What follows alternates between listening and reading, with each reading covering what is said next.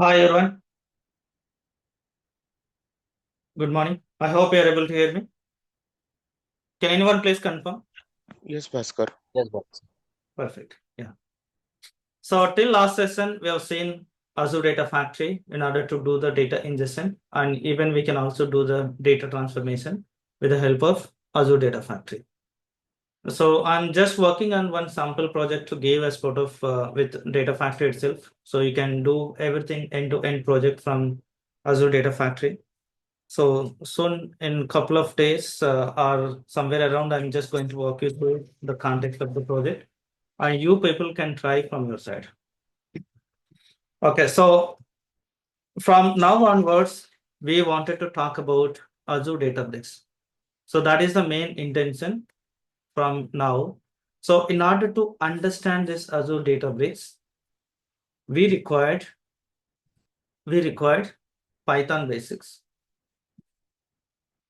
So Python basics are required and SQL basics also is required. Okay, so we already started the SQL basics with weekends. So last Saturday and Sunday has done these sessions.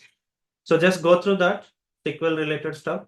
But Python related, I'm just going to take you through on the regular way in the regular sessions. Okay, so both are important for Azure Databricks. Okay, so I'm just going to walk you through this basics of the Python, and keep in mind we are not a Python developers. Whatever is required for data processing, that only I'm just going to consider. Okay, so mostly I'm just going to spend around 1 week to talk about Python. So nothing, not more than that. Okay, so if you're really interested to know about complete Python, then you have to look forward in different places. But as per my understanding, as per my experience, I'm saying for data engineers, there is a very limited scope to use it. Especially, we need to know about few things like variable, how we can declare the variables and how we can use them. That you need to know about it. So when it comes to the variables, we have a two different types of variables like primitive data type, primitive not variables. Let's say right after the variables, data types are there. So data types both together will be there. Okay, so in the data types we have a primitive and primitive data types or basic data types, whatever you want, you can call, and advanced data types we have, or collection data types we can say. So this is important. And then we require to know about conditional statements, how we can write the conditional statements if you wanted to write it. And then loops are important. And then functions also is there, like for everything. Okay, so and apart from that, I can say I'll give more priority for custom functions. So that is more enough. Okay, so if you know about these things, that is more and more enough. And I'm just going to take you through a little more details of this particular core Python. So simply I wanted to say core Python is enough. You don't need to spend time with the advanced Python, but if you're interested to know about it, you can know. You can go through somewhere. I mean to say, like pandas is there. Okay, so pandas is not required for us. We are going to use data frame in our case. Okay, so if you are going to work with only Python, you just ignore them. Do not go for that. Work with only Databricks. Okay, so Python is going to work with a single mission, whereas your Databricks is going to work with the multiple missions. So parallelism will be there when you write the Python in the Databricks. And if you write Python, I mean to say, if you don't write along with the Databricks or along with the Spark, you don't get a parallelism. Okay, so with the single mission, they're going to work. So there are many differences are there. I am not interested to go through that. Let's talk about Python basics. The very first thing I always recommend to know about the comments. So when you write any program, just try to write a comments. Even if you go for SQL, okay, or even if you go for Python, writing a comments is going to make you much more understandable. Even if you leave the company, or if someone is going through the code, they can easily understand based on the comments. They don't need to look into the code. So they can easily understand by reading the comment itself. So that I always recommend. And single line comment, we are going to take this symbol here I have given. You can go through these points. And the Python comment will be started with as. So this particular line is going to be ignored from executing. And if you have a multiple line comments, if you wanted to specify, then you have to keep in a triple single quotes or a triple double quotes. Within, if we keep the comments here, then it is going to be treated as a comment. And even if we keep something inside this single triple quotes or triple quotes, triple double quotes, that will be treated as a comments.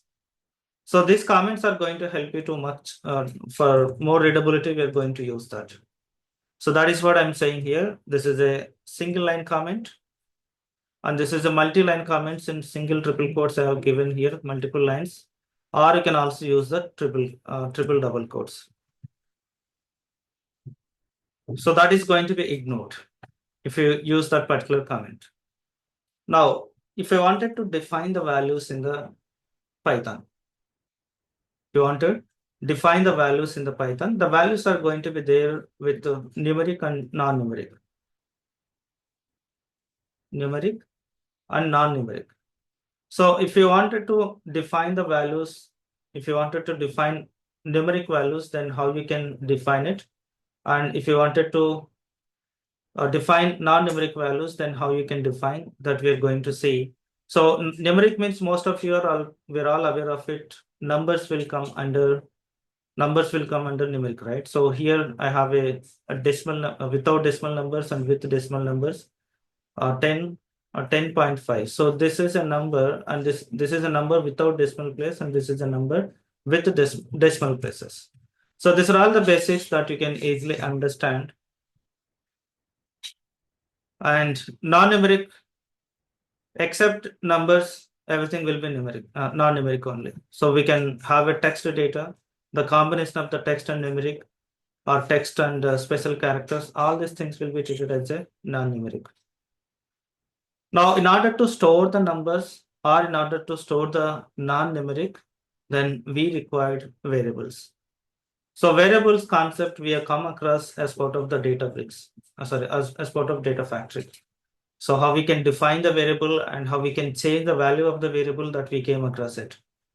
So in the Python also we are going to do it. So when I say Python, keep in mind that I'm just keeping in mind to talk about is based on the Databricks. So I'm keeping in mind a Databricks, then I'm talking about the variables. So without declaring any variables, we are not going to create any notebook. We used to call them as a notebook. I'll talk about it. And there are different environments are there in order to practice your Python. You can go with the Jupyter, or you can also go with the Databricks Community Edition. So I recommend you to do the practice with the Community Edition. Okay, so the reason why I'm looking into the Jupyter is I can make the note a little more attractable. So because of that reason, I'm taking this. Otherwise, I used to go with the Databricks Community Edition.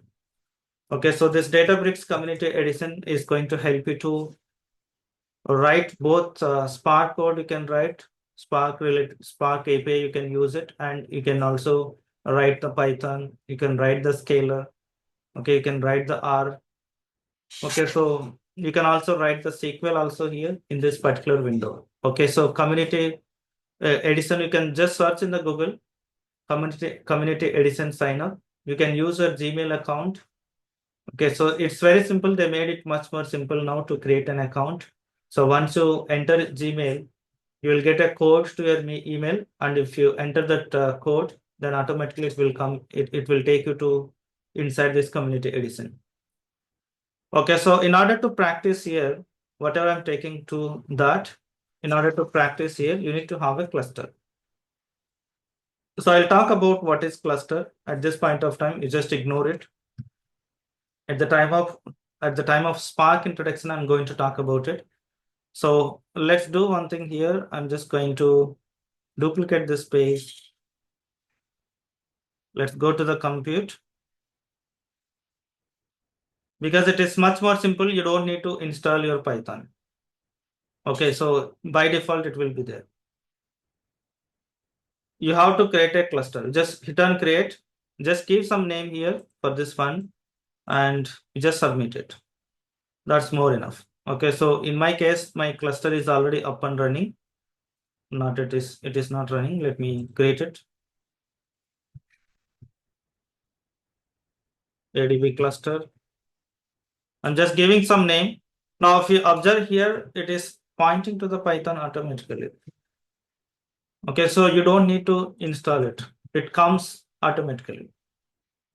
Okay, so if anyone facing an issue to create this community edition login, let me know, I'll help you.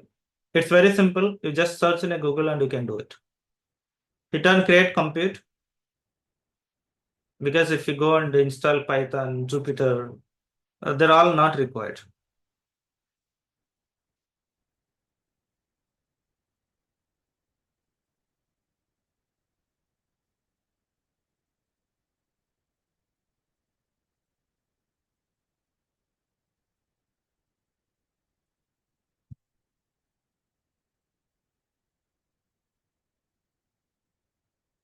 Okay, so we are going to use the variables in order to store the data, even here also.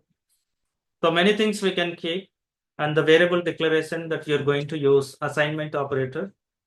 So the assignment operator is the equal. So x equals to 10 means in this particular place, this x is the variable. And this is the operator, assignment operator. And this is the value. So what type of value it is? Numeric value. I'm not specifying any data type, what data type it is. I'm not giving a data type. Okay, so I'm just going to use directly x equals to 10. So Python is very simple when you compare with other languages.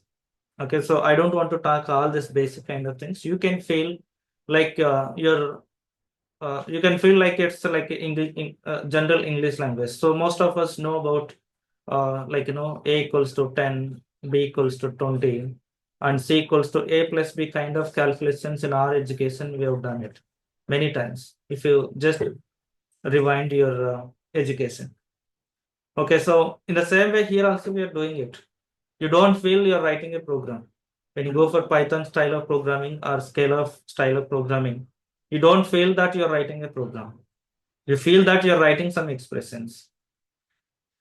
So that much simple it is. Okay, so if you wanted to do the same thing with the Java or .NET, you need to specify the data type explicitly. But here we don't need to say that. Your Python is having capability to take the data types. The Python is having capability to take the data types based on the value. The same thing in even if you are having any experience with Power BI, in Power BI also we are not going to define the data type. Okay, so in the same place, in the same way here also we are not going to define the data type. We're just going to give the value. So the data type of this will say what data type we are going to have it. But if you wanted to define the variable, then we are going to take in this particular kind of syntax. So variable name, operator, and value, we are going to take it. So this variable name, we can call it as an identifier. We can call them as an identifier. So variable name, class name, module name, library name. So all those things we don't need to know about it in general because we are not going to work in the library or something like that. We can just leave. So there are some rules and regulations also we are having it in order to define the variables. Okay, so variable name must start with the A to G and lowercase and kept uppercase characters. R underscore can be used to declare the variable name. So variable accepts only underscore symbol. They will not accept the other symbols. A variable name cannot start with a number. A variable name can contain combination of alphanumeric characters and underscore. Variable names are case sensitive, and keep in mind your Python is case sensitive. So a equals to 10 and capital A equals to 20, both are not same, both are different. So it is 100% case sensitive. So that means your Databricks is case sensitive. Even in the data factory also is case sensitive only. Okay, so that is what I'm just giving the example here, and it cannot accept the keywords if you have a keywords, like if is a keyword, for is a keyword, while is a keyword. Okay, so those keywords are not going to be accepted to declare the variables. So I'm not showing each and every rule as part of this, but I'm just going to walk you through how we can let it start this one. But Bhaskar, for transformations, we don't require any library like pandas. No, Uh, we don't. Okay, okay, Pandas is out of the Spark. out of Spark. Okay.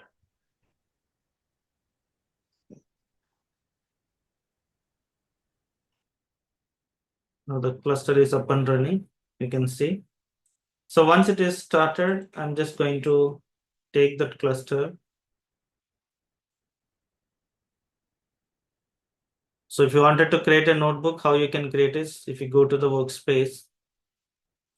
In the workspace, you can have a just create anywhere for time being. Okay, so we'll see at the time of Spark. I'll show you how we can create a folder, all those things. For practicing of your Python, you can just create a notebook at any place.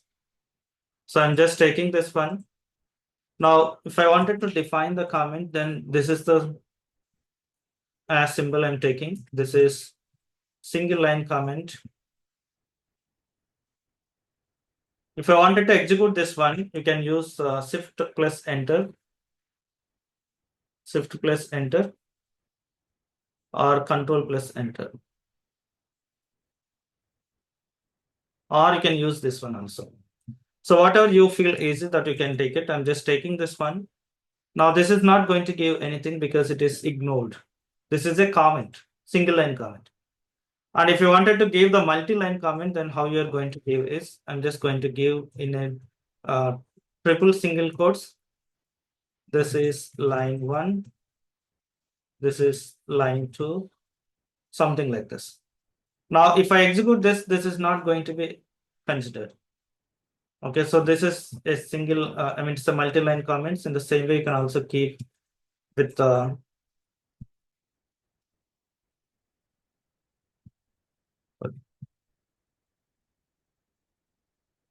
triple double quotes also I can use.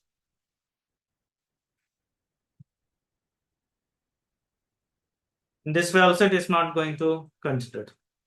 So this is a comment.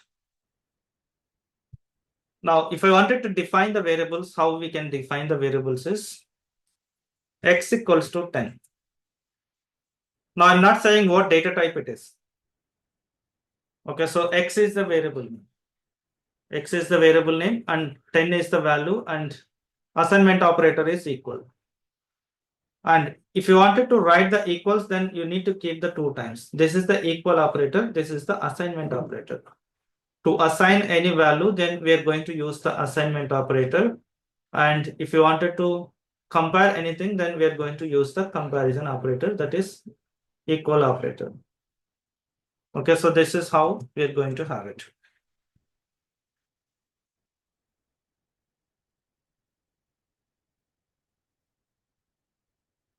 Okay, so let's talk about data types. Okay, so while talking about the data types, I'll take you through a little more details of the variable. Okay.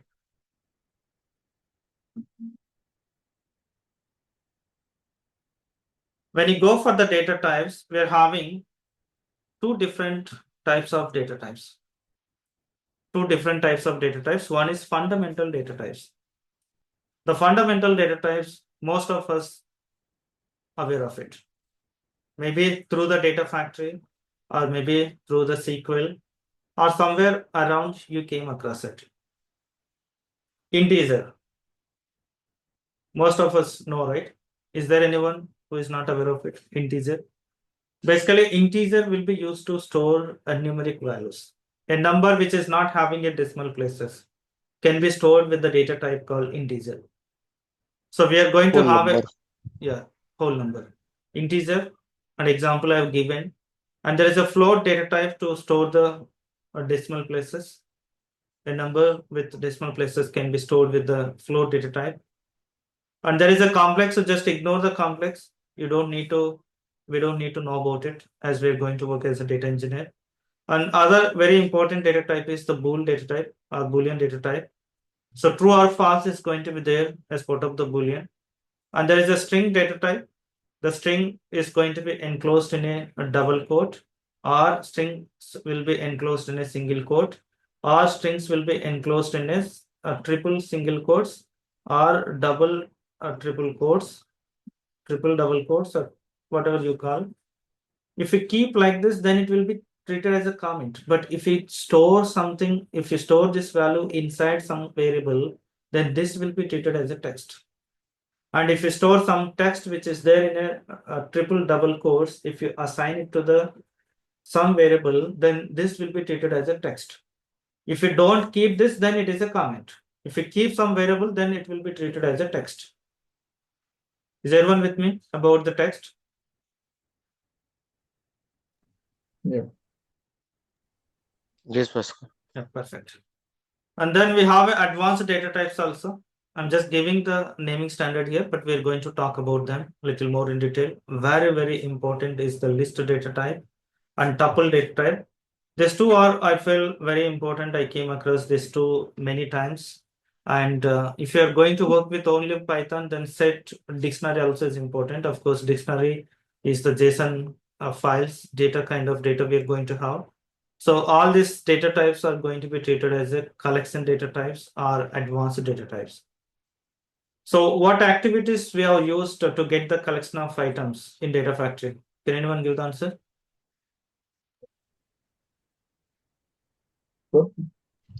Sorry, I missed the In, question. in data factory, there are some activities are there. So those activities are going to return collection of items. What activities are there? Metadata activity. Metadata and Filter. filter, Lookup. Lookup. lookup. For each, No, these three only. These three activities are going to give the collection of items. So we have come across them. When you have a collection of items, we have used for each activity. In the same way, when you declare any variable with these data types, we're going to use a for loop. So in Python, we have a for loop. When I say Python, keep in mind that is Databricks I'm talking. So in Databricks, we are going to have a for loop. Whereas in Data Factory, we are going to have a for each activity. But both are going to do the same thing.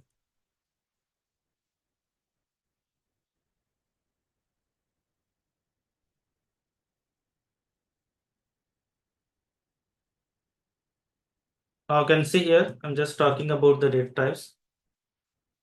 Int will be used to store the data, a number which is not having the decimal places. I've given the comment also, you can just try the same thing by executing.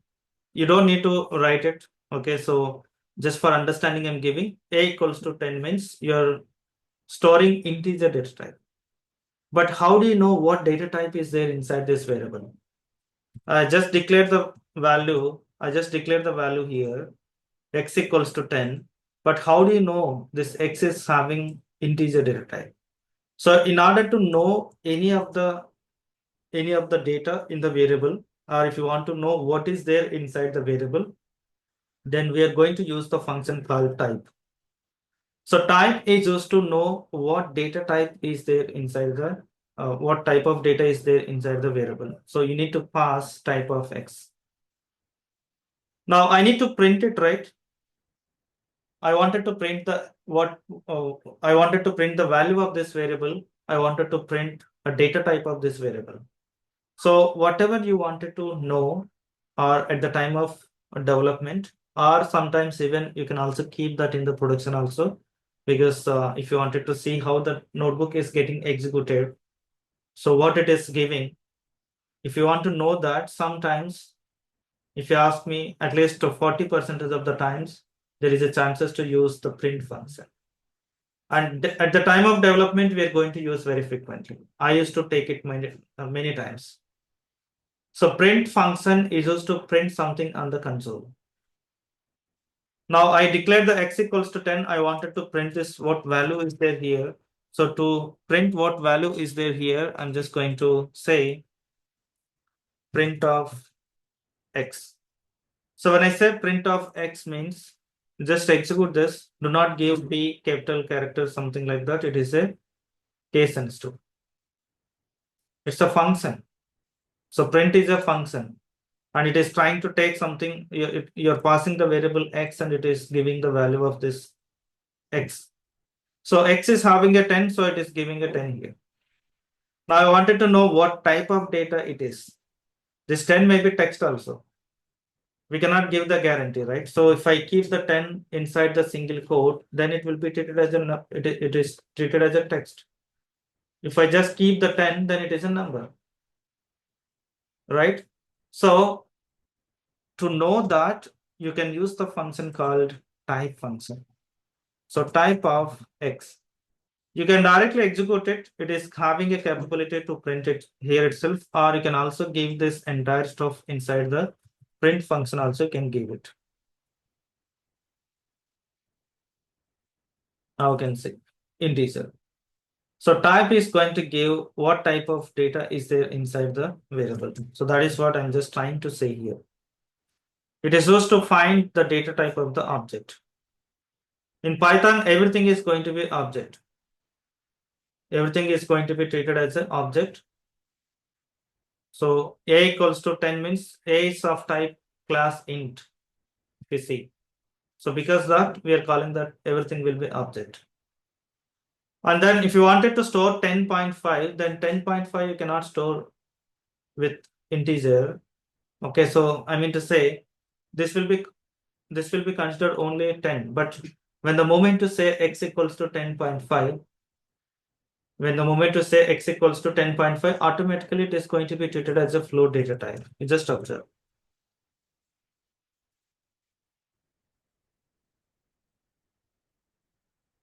A equals to 10.5, print of a, and a print type of a.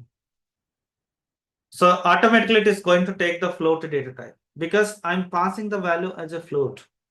If you want to convert this into integer data type, that will be up to you. But now I just wanted to keep the 10.5, automatically it will be treated as a float data type. So I'm not saying anywhere it is a float, but your Python is having capability to say it is a float data type. So that is what I'm just trying to say.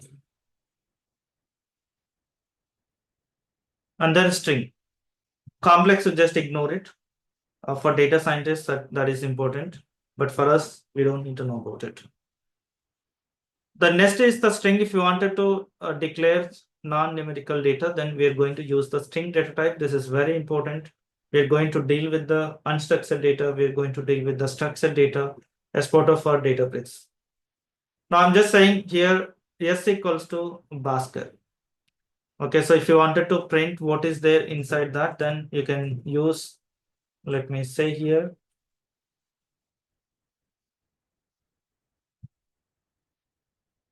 s equals to Bhaskar, print of s, and print the type of s. That's all. Let's execute it and you can see. So it is printing the Bhaskar and of type is string data type, str. So that is a string data type. Okay, so if you keep in a double quote, it is going to be treated as a text. You can try with all these options. Okay, so I have given a double quotes here, single quotes and triple quotes I'm taking here as I said. Okay, so if we store something inside the variable, then that will be treated as a text. Now here also you can see, I'm just taking. So this is Bhaskar with 3 lines. Let me show this one.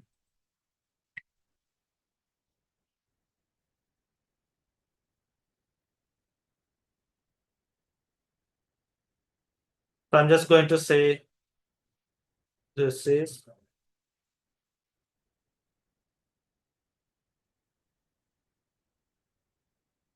For execute up to here, it is a comment. But if we keep this inside the variable, if I keep this inside the variable, then it will be treated as a text. Now just observe here. Print of type of A. What type of data it is? String data type. If you don't keep this variable, then it is treated as a comment. So that is how it is going to be differentiated. That is what I'm just trying to show here. In the same way, if you wanted to define the bool data type, then we can use, if you wanted to define true or false, then we are going to use bool data type. So D equals to true and print of D and type of D is going to give the same result. There will be nothing difference.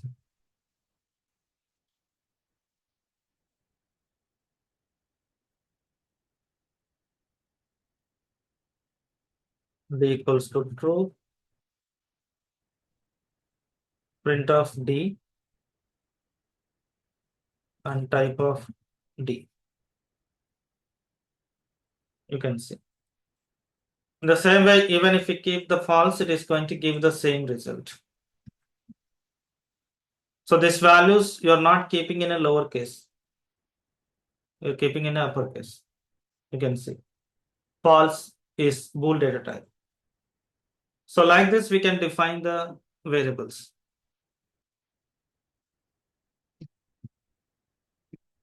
Okay. So whatever the data types that I just specified here, ignore this one, except this. All these data types are immutable. So what do you mean by immutable? Immutable objects. Immutable objects means you cannot change the value for that variable. Let's say if I say A equals to 10, and when I say A equals to 20, you're not modifying the value of the A. So when you create this one, it is going to create a variable with the name A, and the value is going to keep 10 here. For this variable, there will be some address will be there, address 1. Now when you say the same thing, A equals to 20, A equals to 20, so it is going to create another address, address 2. And 20 is there, and this A will be assigned to this. So it is not going to overwrite this value. It is not going to overwrite this, and keeping 20 is no. So that this concept is for Java, but this concept is for Python. So immutable. You cannot modify the value of the variable. You feel that you are changing the variable. You feel that you are changing the value of the variable, but internally it is not going to be. It is an immutable object. So immutable means it is not going to allow you to do any modification in the original object. So that is what I'm saying. Immutable and immutable. So these two terms are very, very important even if you go for a Databricks. So Databricks is going to have a immutable objects, only immutable objects. Okay, so how can we can do any modification in the original object? If we can do any modification in the original object, that we can we cannot do any modifications in the object. So that kind of objects we can call them as a immutable objects. So modification means adding, replacing, deleting is not going to be possible here. And mutable means we can do any modification inside the variable. So that is possible. Like if you have a list is going to be possible to modify it. It's a mutable object, not immutable object. So there is a tuple. So tuple is immutable object. You cannot modify it. We are going to see them. Okay.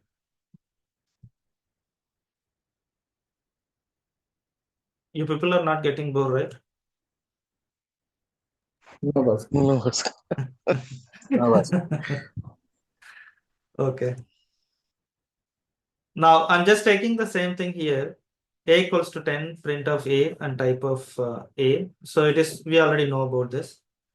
If you want to know the address of any variable, basically we don't need to know all this stuff in general, but we can use the ID function to know the address of the variable.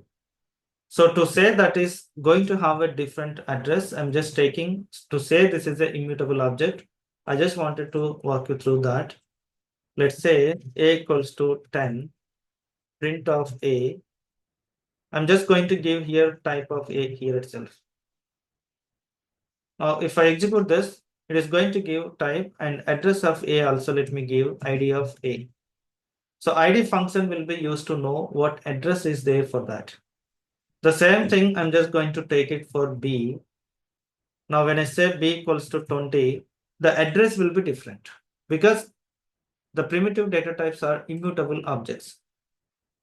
Our fundamental data types are immutable objects. You can see address is different. So because of that reason, I'm saying all your what I can say, all fundamental data types are immutable objects. So that is what I'm just saying here. And now I'm just going to show you to say a list is mutable. I'm just taking one example, but we are going to talk about this list. Just observe lst equals to 10, 20, 30. Print of list, type of list, ID of list. Now just execute this one and see. I'm able to say some object. I'm just going to modify this lst of 0 equals to 100. Now I'm just going to take this print statement again. Just observe your value is changed. The previously there is a value called 10. You can see here 10 is there inside this variable. Now I'm just printing the same variable. Now I'm having 100. I'm able to modify. I'm able to modify the values of this variable. Now you can see what is the address of this. Address is same.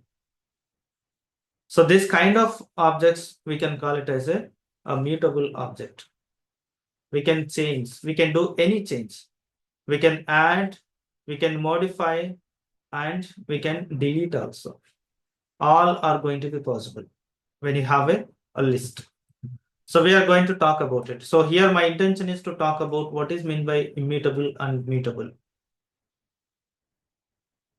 And then the next very important topic is typecasting. So typecasting also is important because we need to do data type conversion.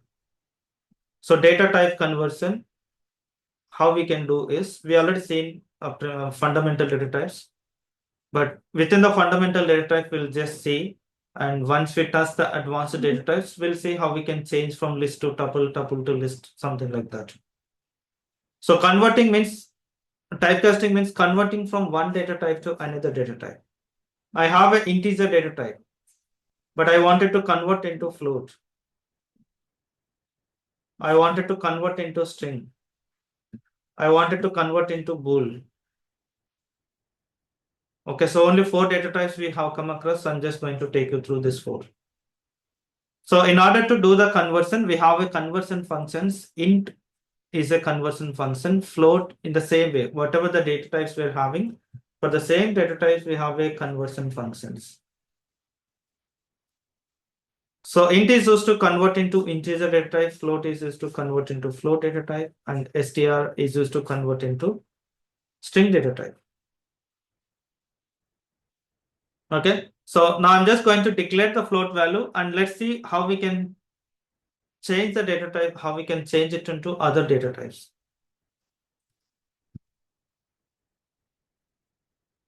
So float to other data types, I'm just trying to convert it so that you can understand how you're going to handle this.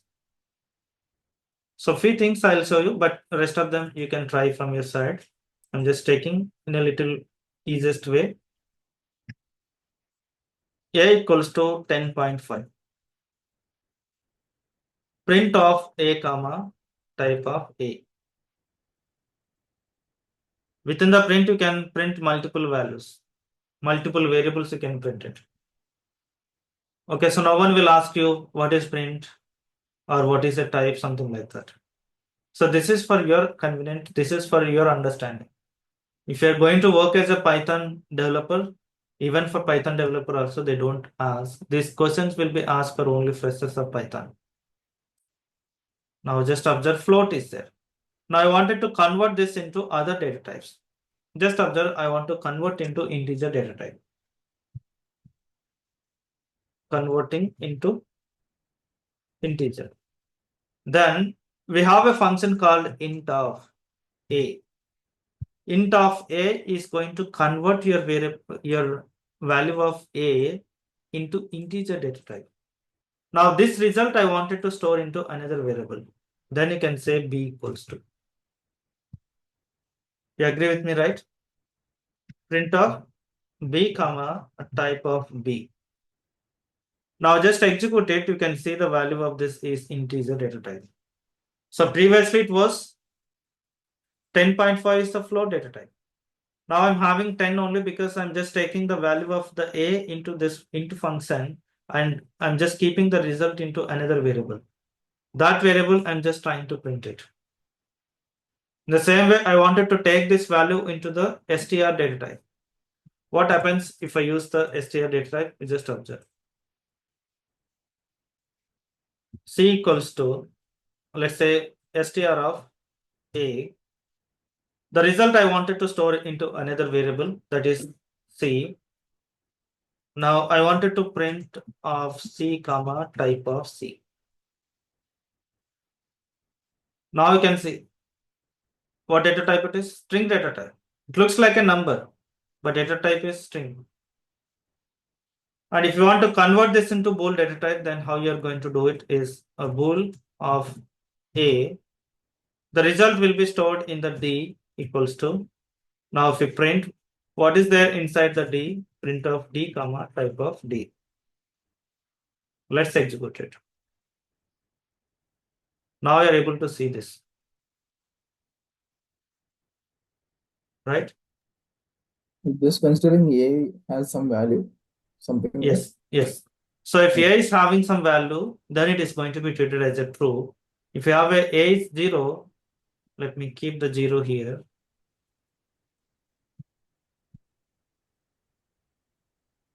Then that will be treated as a false. If you have a -1 also will be treated as a true. Okay, so that is how we are going to convert the data type from float to other data types. In the same way, you can convert from integer to other data types, and from string to other data types also is going to be possible. But when you convert from the string to other data types, let's say x equals to 10.5.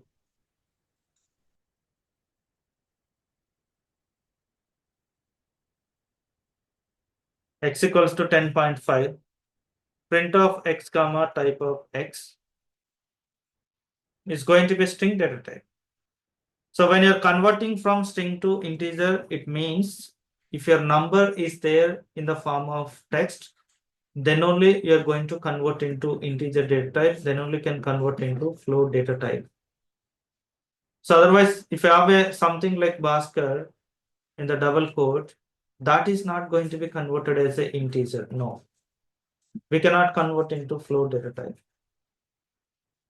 So we are going to convert only if the number is there in the form of text. In that point of case only, we are going to use that. Now let me convert this into integer data type. So to convert this into integer data type, I can say int of x, just keep that result inside this y, and let's print this y details, print of y comma type of y.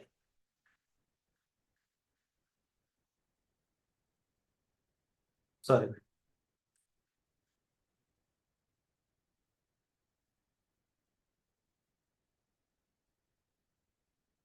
Int of x, invalid literal. What is this?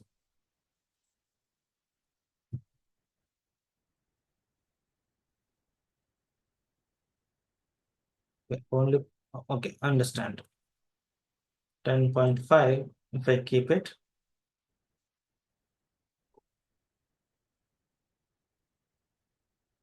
I think it will be converted into float. Let's try into float. Yes. So when you have a 10.5 that is not getting into the float, let's say to convert this into integer data type, then you can say int of, now it is converted into int. We know already float conversion, and bool data types, if you want to convert it, let's say a bool of your X. Result will be stored in the G. Let's say print of G comma type of G. Now you can see bool of type, true of type is bool. So this is how we are going to convert the data types from one type to another type. What it will give if it is a blank value? No, blank is not going to be converted. Let's try.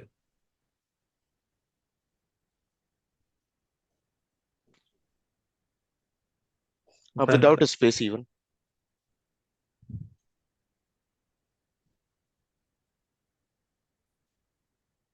String only.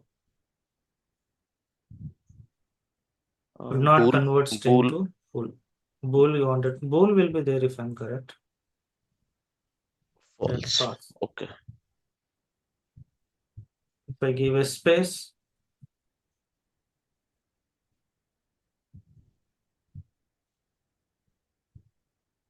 will be true. Okay.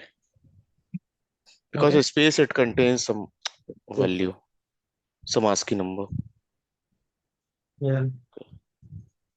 Some people are dropping. Hello. Some people are getting dropped from the sessions. Oh. But this is very important when we go for Python, I mean to say Databricks, then you can feel that. And other set of things that I'm going to talk about string. So dealing with the string also is important when it comes to the Databricks. So numbers are very simple. Okay, so most of us know about it. When you have a numbers, we can easily do the operations with the functions, and there are many things that we are going to touch. But when you go for the strings also we have, but I'm not going to talk.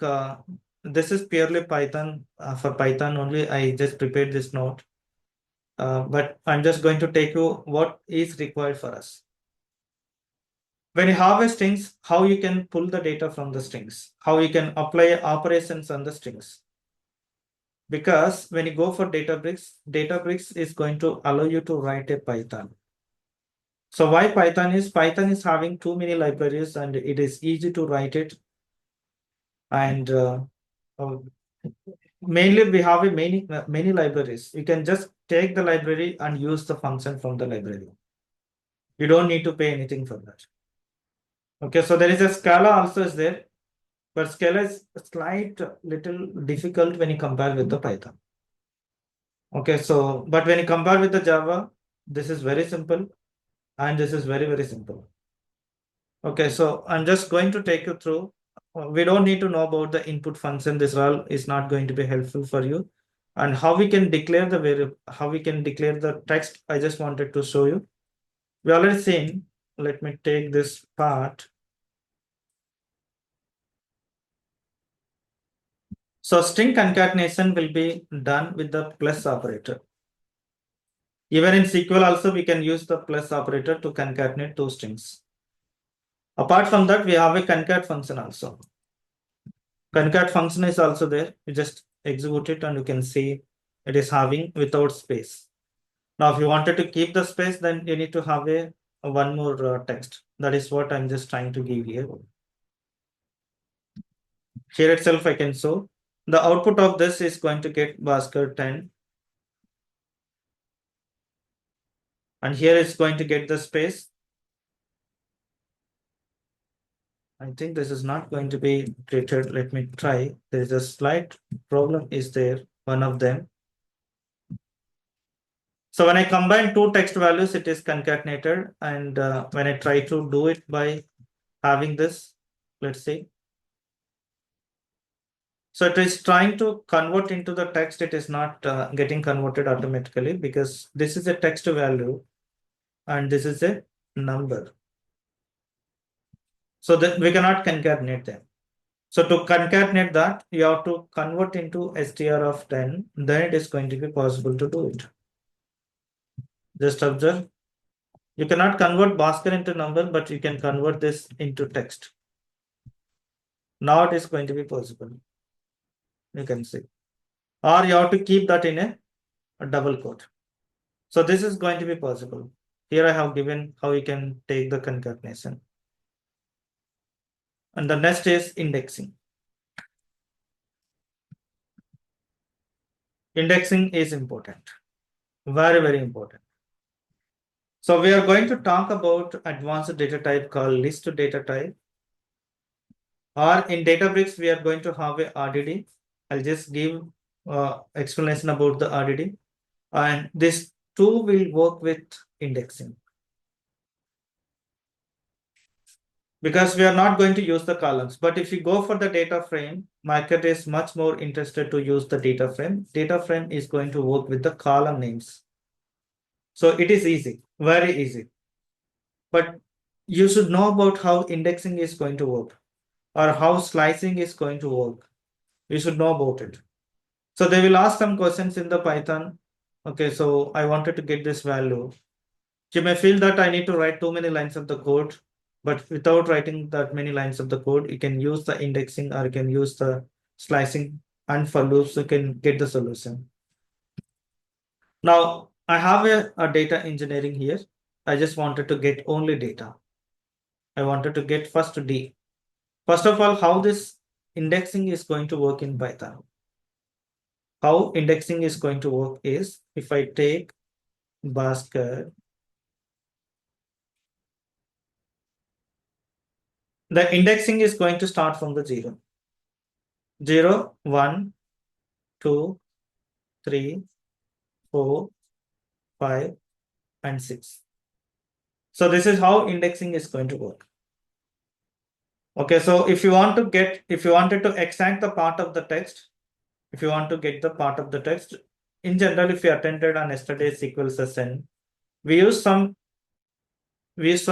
functions to get the part of the text. Like we have used left function, we talked about the right function, and we talked about substring function to get the part of the text. But here, if you wanted to get the part of the text, we can use indexing. We can use indexing to get the part of the text. In the same way, if you want to get the part of the text, you can also use the slicing.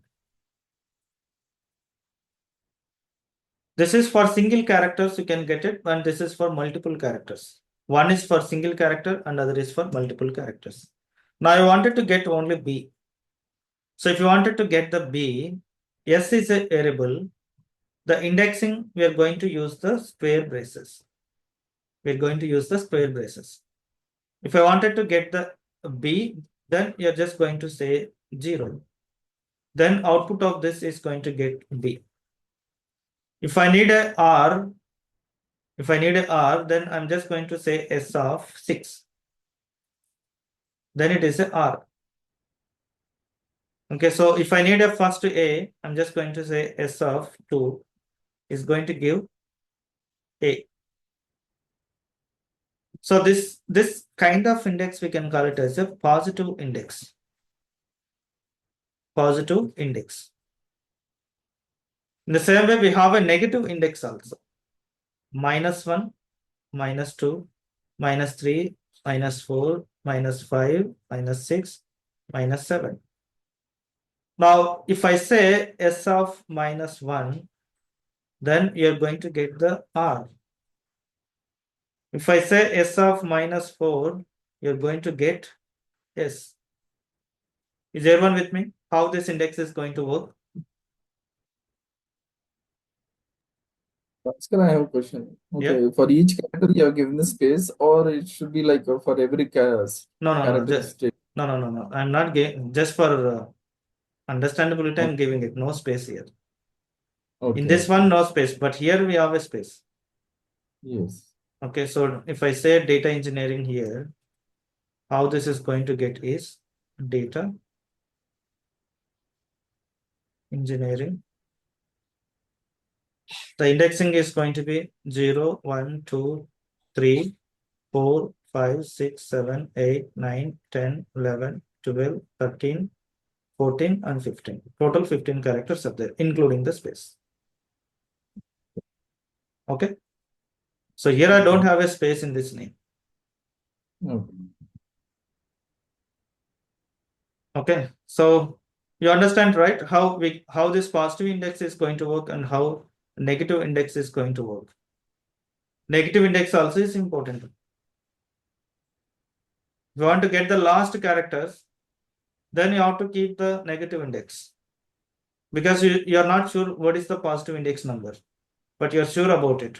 Starting character is always 0, ending character is always -1 if you don't know the positive index.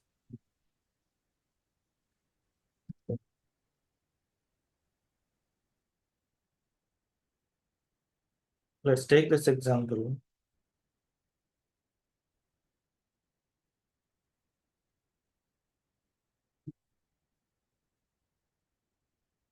Let's say S of 0. S of 0 is a D. S of 1 is A. S of -1 is G.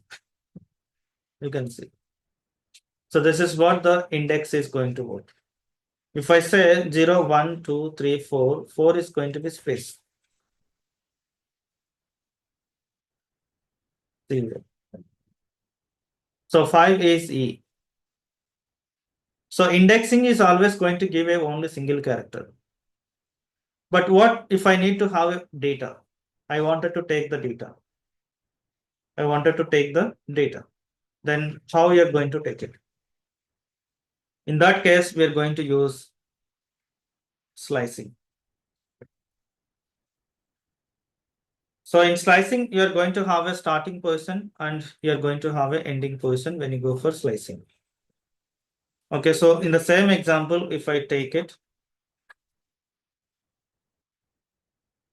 if I need BHA, then this is 0, 1, 2, 3, 4, 5, and 6. Total 7 characters. Since index is starting from 0, then you have to take it 0. So slicing means when I say S of 0 is the starting position. So you have to specify what is the starting position. And ending position also you are going to have it. So starting position is 0. The ending position is always upper bound -1. When you give something like I need up to 3 characters. So if I give a 2, then it is not going to give the expected answer. This is going to give the answer is BH. Because this upper bound is always going to be taken as 2 minus 1.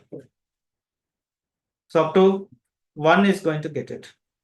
So you have to keep in mind that when you get the characters. Now I need to pass, if I need a BHA, S of 0 colon 3, you need to pass it. Then you are going to get a BHA. Okay. You're able to understand me, right? What I'm trying to say. 0 to 3. It will return 4. Not for, that's what I'm saying. Upper bound -1. Whatever the number you're giving here, the upper bound is always -1. I mean to say 3 minus 1. It will print from Up to 0 2. to 2. Yes. Okay. So once you do some practice, then you can understand. Sir, one doubt, sir. Yeah. Sir, if you want to get full name, like all the letters. Then you just say print of, see, you can use directly print, right? Why you need to go for slicing if you need all. Okay, sir. Okay. So now Only if you want part of it, then we should use slicing. Yes. Now let's say S Okay, of 0 colon 4. I'm taking 4. 4 means space, right? So 4 minus 1, 3. 0, 1, 2, 3. Let's execute it. It's going to give the data. Okay. Upper bound is 4, lower bound is 0. No. Don't think like that. In this particular case, your lower bound is of course 0. This upper bound is 4, but it is going to be taken as 4 minus 1 always. 1 will be deducted if I say 4. You got my point, right?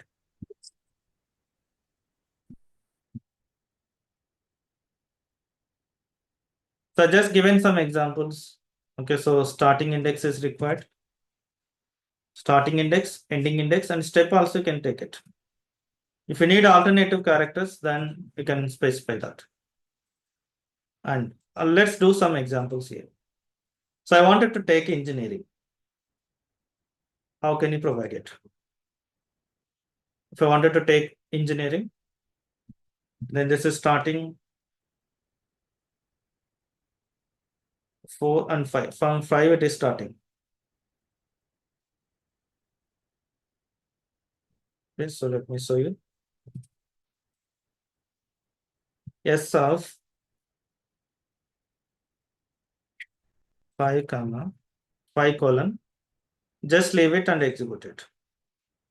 I'm not specifying what is the ending range. So from E, I wanted to take all the characters, then you can just leave the ending position. You can just leave the ending position. And I'm just going to say S of colon 4. Then start, when you don't specify the starting position, it is going to take the 0 as a starting position.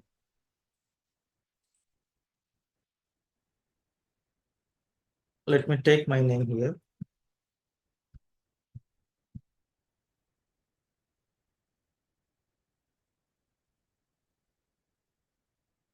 So I wanted to reverse my name. Then how you can give it?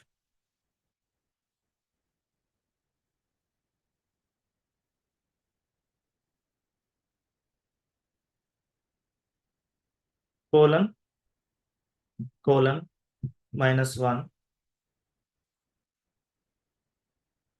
is going to give reverse order. Okay, so when they ask, we can write this one by using the for loop, but I don't want to go with that. So they will ask without using for loop how we can reverse the text. So in that case, you can use colon -1 is going to reverse the string.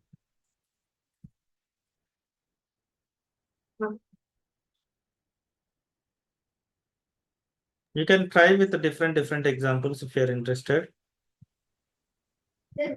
Double colon, that is, it will reverse. Which one? Double colon. That is the syntax. Okay, so even if you ask me more in Python, I cannot give the answer. Okay. So this is the starting index here. You're not specifying, ending index also not specifying. Again, you're taking colon to specify this -1. Okay, so even I'm not much more aware of it, but basically in the interview, I only face that particular question, how we can make this a string reverse. Then I give an answer with for loop, we can do it, but he told without using for loop and without using the string function. There is a string function reverse also is there. Okay, so using that also you can reverse it, but he intentionally said without using them. But that point of time, I was not aware of it because I'm not a Python developer. So this is purely related to Python. Only for interview point of view, this kind of answers is going to be helpful. Okay. That is about the slicing. The reason why I'm just concentrating on the slicing is because if I wanted to take you through the RDD, RDD is always going to work with the indexing. It is going to work with the indexing, not with the slicing, but it is going to work with the indexing. And then string methods. So there are some functions are there to deal with the string data. Okay, so I think time up, right? We'll talk about the string functions on tomorrow.